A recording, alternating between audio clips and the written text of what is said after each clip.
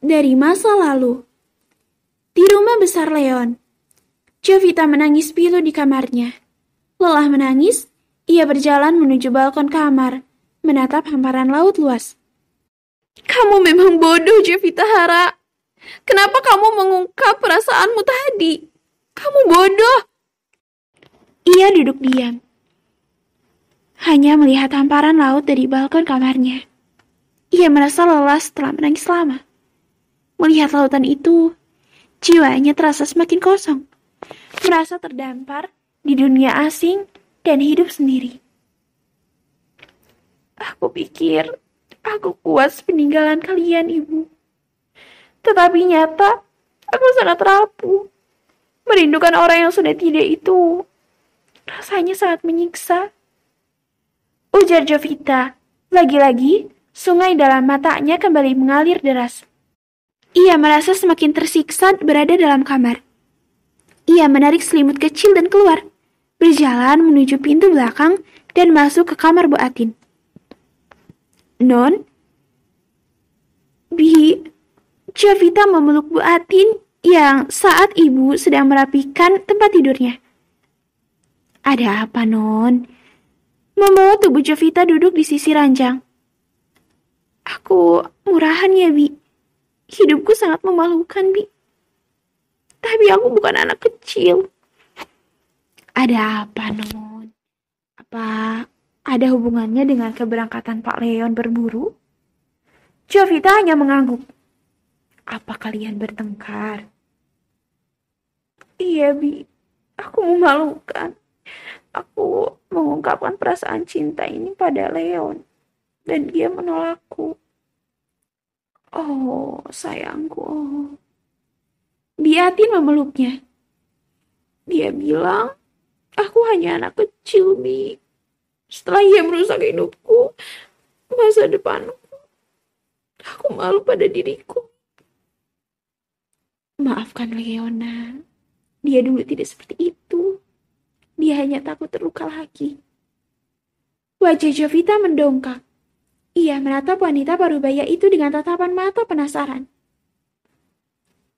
Ada dengan Leon, Bi. Kenapa dia sangat membenci kata cinta? Jovita penasaran. Bibi minta maaf, Non. Karena membiarkanmu mengalami hal buruk itu dari Leon. Seharusnya aku memperingatkanmu, sayang. Apa maksud Bibi? Bibi hanya mau bilang memaafkan Leon, Non. Katakan, ada apa dengannya, Bi? Agar aku bisa mengambil sikap padanya. Ujar Jovita membujuk Atin. Wanita parubaya itu sangat berat menceritakan hal itu pada Leon. Setelah didesak, barulah ia membuka cerita rahasia Leon. Dulu, Leon tidak seperti ini, Non. Tapi setelah pengkhianatan itu, ia sangat membenci namanya cinta, apalagi sebuah hubungan. Apa yang terjadi? Leon sudah menjalin hubungan yang sangat lama dengannya. Mungkin 5 tahun, tetapi wanita itu mengkhianatinya. Paling parahnya lagi, dia berselingkuh dengan anak buah Leon yang bernama Damian. Lelaki yang saat ini jadi saingan bisnisnya. Dia selalu berambisi untuk memiliki apa yang Leon miliki. Mungkin, jika dia tahu kamu wanita yang penting di hidup Leon, dia akan mengacaukan pikiran Leon lagi. Lalu, apa yang terjadi, Bi? Jovita tidak sabar ingin mendengar cerita Leon. Mereka sudah berencana akan menikah setelah wanita itu mengaku hamil anak Leon. Tapi Leon akhirnya mengetahui wanita itu. Bi Atin sangat berat menceritakannya. Apa, Bi? Wanita hamil dari pria lain. Hamil anak Damian, anak buah Leon sendiri. Kamu bayangkan bagaimana hancur hati Leon saat itu. Sejak saat itu, ia meniduri banyak wanita. Kalau ada yang mengaku hamil anaknya, maka akan dibunuh. Seperti yang kamu lihat saat di Kalimantan itu. Dia mengaku hamil pada Leon. Jovita terdiam. Sekarang ia paham kenapa Leon sangat membenci kata cinta. Pantas saja ia marah besar pada aku, Bi. Ternyata ia mendapat pengkhianatan yang sangat menyakitkan. Jovita mengusap air matanya. Maaf, Non. Harusnya aku bilang padamu saat itu. Bibi pikir kalau ia akan berubah setelah ada kamu di sisinya. Aku juga berpikir begitu, Bi. Aku pikir dia jatuh cinta padaku. Karena dia memberiku perhatian yang sangat manis. Tolong maafkan dia, Non. Kepahitan hiduplah yang mengubah seperti itu. Aku terbiasa dikelilingi cinta dan kebahagiaan di keluarga aku, Bi. Dan aku terlalu dimanjakan oleh kedua orang tuaku. Makanya, aku tidak tahu bagaimana kehidupan luar itu. Apakah kamu tidak pernah pacaran seperti remaja pada umumnya? Biatin menatap wajah Jovita. Ayahku sangat memanjakanku, Bi. Selalu memperlakukan diri ini seperti seorang putri. Segala sesuatunya, ayah ibuku yang mengurusnya. Termasuk hal jodoh. Aku tidak pernah pacaran. Aku tidak pernah bebas seperti anak-anak remaja lainnya. Jika ingin jalan-jalan, maka ibu dan ayahku ikut. Kami lakukan bersama. Ayah bahkan mempekerjakan seorang bodyguard untukku. Ia merangkap jadi supirku agar tidak mencolok, kata ayah. Aku kemana, Om Peter selalu mengawalku. Jadi, apa yang dikatakan Leon benar, Bi. Aku tidak tahu tentang dunia luar. Itulah sebabnya dia menganggapku anak kecil. Kamu anak baik-baik, Non. Kamu itu seperti bintang dalam kegelapan. Selalu terang, ceria, dan ramah pada semua orang. Tapi Leon menuduhku merasa sok suci, Bi. Ia benci dengan sikap ketidaktahuanku. Wanita memeluk tubuh Jovita lagi. Jangan jadi berubah, Non, hanya karena omongan Pak Leon, Non. Jadilah dirimu sendiri.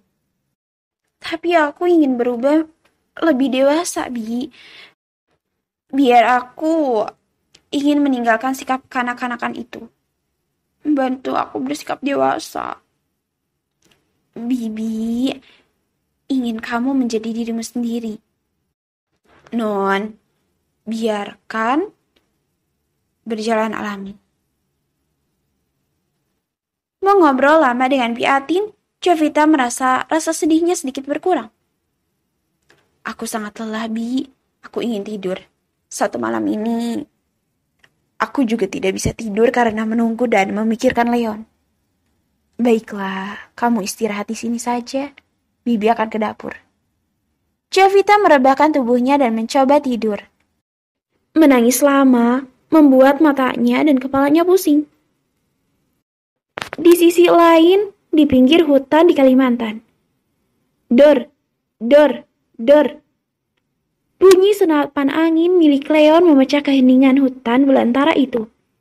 Sekumpulan burung yang bertengger di ranting pohon terbang meninggalkan dahan persinggahan mereka. Burung-burung itu memilih pergi. Seakan-akan mereka bisa melihat kemarahan di wajah Leon. Senapan jenis AFC Air Force Condor atau senapan pemburu Big Game. Beberapa tembakan Leon menewaskan 3 babi hutan. Kurang menantang untuk Leon. Ia maju lagi ke arah pedalaman hutan. Hewan berbulu jenis pitbull ikut bersamanya. Sementara Sabrina menggerutu kesal karena ia dibawa ke hutan itu hanya untuk mengantarkan kulit halusnya untuk dicium para nyamuk hutan. Kalau aku tahu bos membawaku ke hutan hanya untuk berburu, lebih baik aku di rumah mempercantik diri. Rutuknya kesal. Ia sibuk memukul nyamuk yang memiliki ukuran lebih besar dari nyamuk pada umumnya. Sabrina semakin kesal karena Leon mengacuhkannya dan kini meminta menunggu di rumah pohon bersama beberapa anak buahnya. Sementara Leon dan Rico melakukan pemburuan dalam hutan. Big Game dimulai. Suara tembakan dari senapan angin jenis AFC terdengar nyaring di tengah hutan. Ia memang gila dalam hal menembak. Hanya beberapa jam saja, ia sudah mengumpulkan puluhan ekor celeng.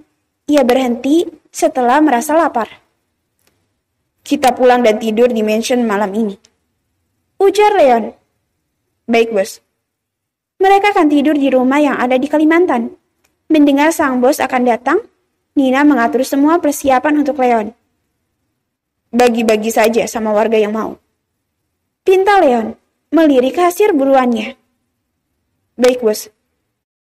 Puas berburu satu hari itu, ia pulang menuju rumahnya yang ada di Kalimantan. Ia sengaja mengalihkan pikirannya dengan berburu. Saat malam tiba, Leon berpikir akan mencoba tidur sendiri tanpa jimat tidurnya. Saya bisa tidur tanpa kamu, anak kecil. Saya tidak akan membutuhkan kamu lagi, ujar Leon dengan wajah sedih. Matanya melirik patung dewa mereka. Ia berharap para leluhur menolong dirinya. Lalu, apakah ia bisa tidur tanpa Jovita?